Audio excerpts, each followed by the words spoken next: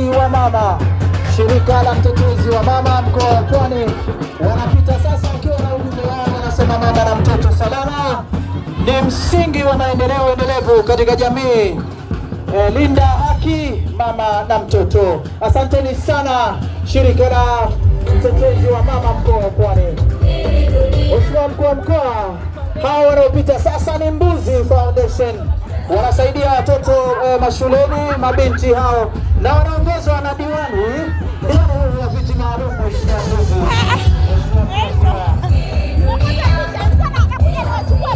Mheshimiwa mkuu wa mkoa, wanaopita sasa ni chama cha wafanyakazi cha Taugu, na wao wanapita mbele yako Taugu. Safi kabisa.